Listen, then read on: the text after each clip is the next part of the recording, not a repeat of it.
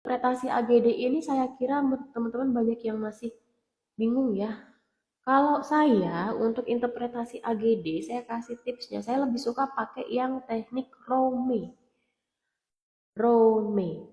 Nah, sebelum ke Rome ini, teman-teman harus pahami dulu nilai normalnya.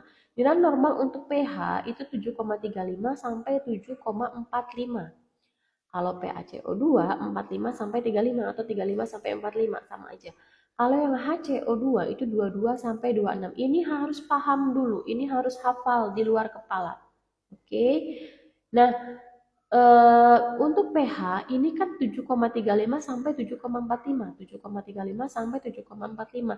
Semakin ke kiri itu maka akan semakin asam, semakin asidosis. Semakin ke kanan itu dia akan semakin basa atau semakin alkalosis. Titik tengahnya itu ada di 7,40.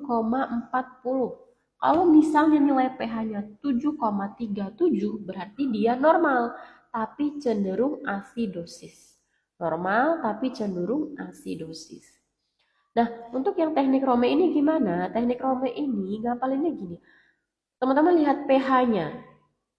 Kalau pH-nya berlawanan dengan PCO2, pH dengan PCO2 berlawanan, maka dia respiratorik. Nih, respiratorik itu opposite atau berlawanan. RO, respiratorik opposite, berlawanan. Kalau misalnya pH-nya itu searah dengan HCO3, pH searah dengan HCO3, maka dia metabolik. M metabolik, E ini equal, searah. Makanya tekniknya adalah disebut Rome. Respiratorik itu opposite, kalau metabolik itu equal. Maksudnya apa?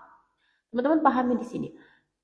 Kalau misalnya pH-nya itu turun dan PCO2 naik, berarti ini pH dan PCO2 itu berkebalikan. Yang satu turun, yang satu naik. Berkebalikan tadi apa? Respiratorik. Gitu caranya.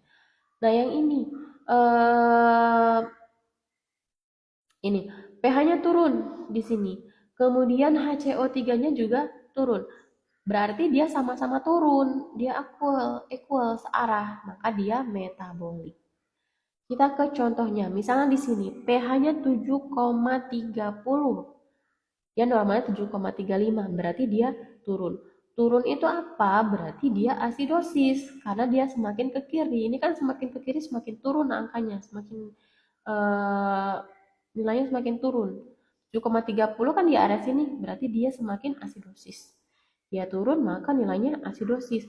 Kemudian kita lihat PaCO2-nya. PaCO2-nya 49. 49 berarti dia kan ini lebih naik dia. Ini kan nilai namanya 45, ini naik. pH turun, PaCO2 naik, berarti dia berkebalikan. Apa tadi yang berkebalikan? Yang berkebalikan itu adalah respiratorik, berarti asidosis respiratorik. Kemudian gimana cara nentuin terkompensasi atau tidaknya?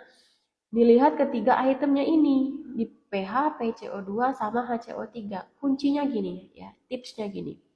Kalau misalnya pH-nya normal, normal berarti dia terkompensasi sempurna. Misal di sini pH-nya 7,38, berarti dia normal pH-nya 7,38 itu kan. Tapi dia cenderung asidosis. Maka nanti di sininya tetap asidosis, cuman karena pH-nya normal, berarti nanti dia di sininya jadi terkompensasi sempurna. Itu yang terkompensasi sempurna. Kalau misalnya di antara nilai 3 ini tidak ada yang normal sama sekali, ini teman-teman perhatikan di sini. Tidak ada yang normal sama sekali, itu artinya terkompensasi sebagian. Oke. Kalau misalnya ada nilai normal antara PCO2 dan HCO3, berarti dia tidak terkompensasi. Kuncinya di situ. Saya ulangi, yang tidak terkompensasi itu ada nilai normal di antara PCO2 atau HCO3. Itu tidak terkompensasi. Kalau tidak ada nilai normal sama sekali di ketiga item ini, berarti terkompensasi sebagian. Kalau pH-nya normal, berarti dia terkompensasi sempurna. Oke, Ini akan semakin teman-teman pahami kalau teman-teman latihan soal. Itu kuncinya.